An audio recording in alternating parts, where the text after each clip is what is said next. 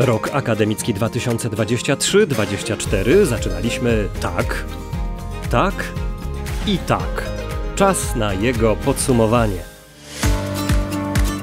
Poczucie satysfakcji uczelnia czerpała z wielu źródeł: wysokiej lokaty rankingowej, dołączenia do programu uniwersytetów europejskich, rosnącego prestiżu swoich wydawnictw, docenienia działań prospołecznych czy rosnącej popularności podcastów na nowej własnej platformie i filmów na kanale FSIS. Przede wszystkim jednak sukcesów studentów i pracowników. W minionym roku kolejni akademicy z FSIS otrzymali awanse naukowe, odbyła się też promocja doktorów seminarium prowadzonego przez uczelnię. Nasi naukowcy zostali powołani w skład komitetów naukowych PAN oraz do grupy ekspertów przedstawicielstwa Unii Europejskiej.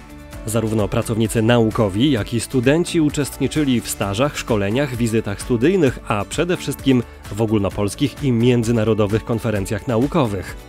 W minionym roku ukazały się kolejne wartościowe pozycje współtworzonego przez FSIS wydawnictwa Copernicus Center Press, a także inspirujące monografie naszych badaczy. Opracowane i współtworzone przez nich publikacje były dostrzegane i doceniane. Ich udziałem były również interesujące prace zbiorowe, raporty i numery specjalne periodyków oraz publikacje w wysoko punktowanych, prestiżowych czasopismach naukowych. Pozyskując 12 nowych, uczelnia realizowała ponad 40 projektów rozwojowych, wdrożeniowych i badawczych na kwotę blisko 40 milionów złotych. Kontynuowany był projekt Smart IT Cisco for Ukraine.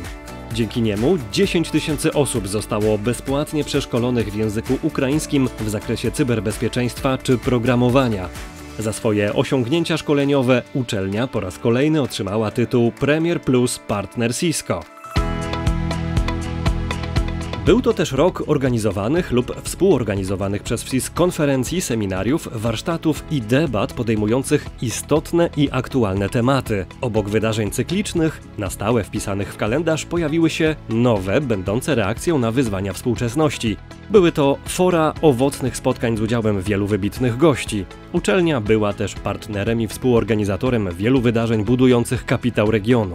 Kontynuowany był cieszący się dużym zainteresowaniem internetowy cykl wykładów Przybij piątkę nauce. Przewodnim hasłem 5. edycji tego popularyzującego naukę projektu były wyzwania cywilizacyjne. Zapoczątkowano też nowy cykl Zdrowe relacje, zdrowa psychika, poświęcony wpływom międzyludzkich relacji na kondycję psychiczną. Podczas 8. edycji współorganizowanego z Tygodnikiem Powszechnym cyklu wykładów Wielkie pytania w nauce Waldemar Łazuga i Robert Makłowicz zajęli się uwikłaniem w przeszłość, a profesorowie Ryszard Tadeusiewicz i Krzysztof Zanussi wpływem sztucznej inteligencji na życie. O wykorzystaniu AI w medycynie mówił profesor Paweł Januszewicz w ramach 5. serii spotkań w Labiryncie Świata. W tym cyklu nad tym, czego potrzebują Polki, zastanawiały się Joanna Kuciel-Frydryszek, siostra Małgorzata Chmielewska i profesor Anna Siewierska. Serię wykładów otwartych dla różnych grup odbiorców wygłosił także profesor Jerzy Bralczyk. Idea zrównoważonego rozwoju nadal była centralną wartością wielu inicjatyw. Prezydent FSIS, profesor Tadeusz Pomianek, kontynuował misję i program transformacji systemu produkcji żywności, propagując założenia tej reformy na Europejskim Forum Rolniczym, posiedzeniu Sejmowej Komisji Ochrony Środowiska, Zasobów Naturalnych i Leśnictwa, czy współorganizowanej przez uczelnię debaty klimatycznej Nasza planeta, nasza wspólna przyszłość. Te działania wspiera także ekspercki Zielony Blok czy projekt SEED rozwijający zdolności cyfrowe i ekologiczne szkolnictwa wyższego. Po raz drugi zorganizowany został konkurs młodzieżowych projektów ekologicznych, a w 3 nowo powstałych laboratoriach Katedry Bioróżnorodności i Zrównoważonego Rozwoju i Ogrodzie Dydaktycznym studenci zyskali możliwość prowadzenia badań i poznawania mechanizmów przyrody czy zmian środowiskowych. Troska o zrównoważony rozwój była też wspólnym mianownikiem zwycięskich prac Hack Carpatii, największego rzeszowskiego hackatonu współorganizowanego przez FSIS z Podkarpackim Centrum Innowacji. Nasi studenci uwielbiają tego typu rywalizacje. Dream Team, międzynarodowy zespół studentów FSIS, zwyciężył w kategorii Open w największym w Europie lotniczym hackatonie Aviatech Challenge w Mielcu, którego uczelnia jest partnerem.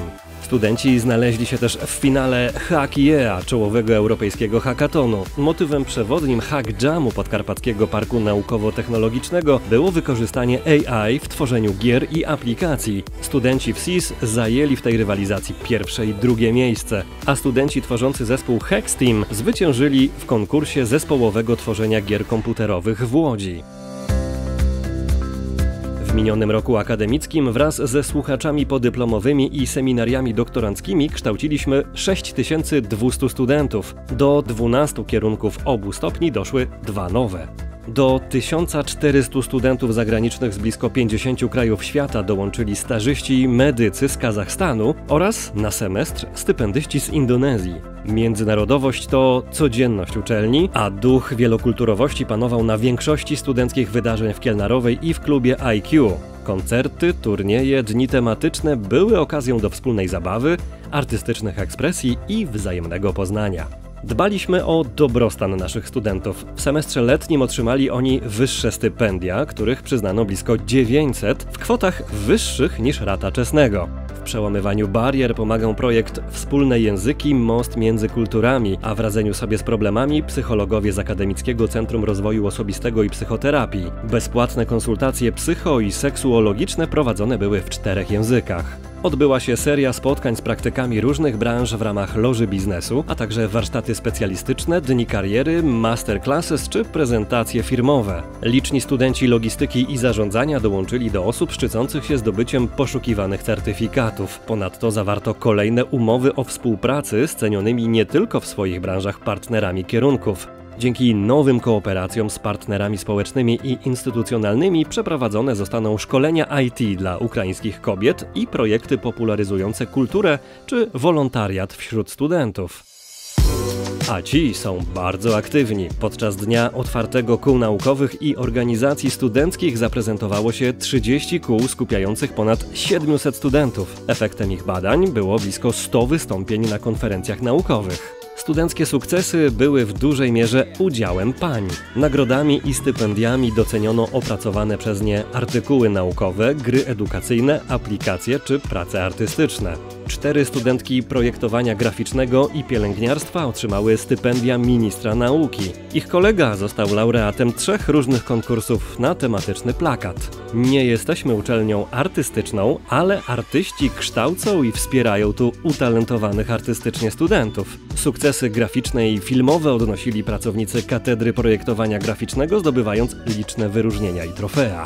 Studenci rywalizowali podczas 3 zorganizowanych przez uczelnię i cieszących się ogromnym zainteresowaniem konkursów plastycznych, których efektem są znakomite prace. Oprócz wernisaży pokonkursowych, okazją do kontaktu ze sztuką były wystawy plakatów, prac rocznych studentów grafiki komputerowej, projektów wykładowców oraz szajnowskie spotkanie i warsztaty plastyczne. Sportowcy z AZS zdobywali medale akademickich mistrzostw województwa w siatkówce, wspinaczce, tenisie, lekkoatletyce, bowlingu oraz złoto w kolarstwie górskim, a także brąz akademickich mistrzostw Polski w judo i integracyjnych mistrzostwach Polski AZS w pływaniu. W dobrej kondycji są także absolwenci. Według ankiet 85% z nich jest zadowolonych ze studiów. Zdecydowana większość szybko znajduje pracę. Wysokie oceny uczelni potwierdziły też spotkania w cyklu Rektorska Kawa z absolwentem, które wzmacniają więzi i inspirują do wspólnych projektów. Pierwsi absolwenci uczelni dołączają już do Akademii 50+, która miała w ostatnim roku ponad 320 słuchaczy. Mogli skorzystać z ministerialnego programu, którego celem była popularyzacja wiedzy szczególnie w kwestiach zdrowia i profilaktyki chorób cywilizacyjnych. Blisko 300 uczniów miało Akademickie Liceum Ogólnokształcące. Odsłonięcie pamiątkowej tablicy i wykład profesora Krzysztofa Ciesielskiego to mocne akcenty uroczystości nadania placówce imienia Stefana Banacha. ALO po raz kolejny otrzymało tytuł Srebrnej Szkoły za 100% zdawalność matur i liczne sukcesy olimpijczyków. To wszystko skłania nas do słodkiej myśli, że był to dobry, owocny rok, więc chyba możemy podsumować go tak, tak i tak.